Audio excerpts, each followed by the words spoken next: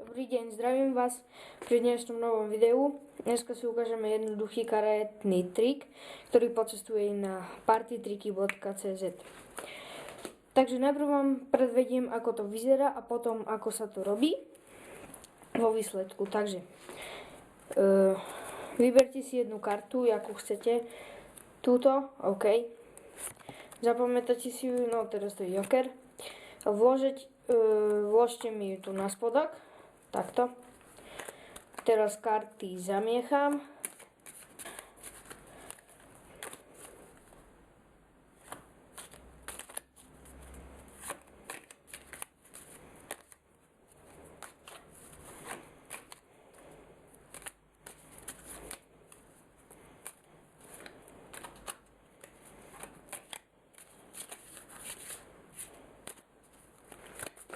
Tak. A teraz sa pozorne dívajte.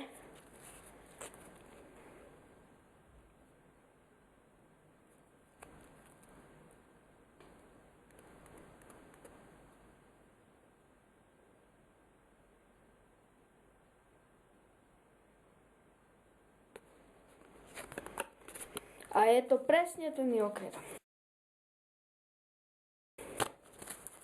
Takže máme tu vysvetlenie.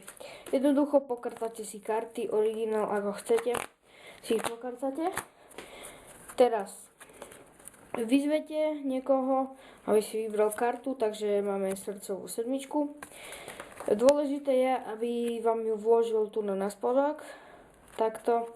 A teraz už vám to môže byť jasné. Kartáte tak, aby vždy ste mali tú kartu na spodku, takže takto.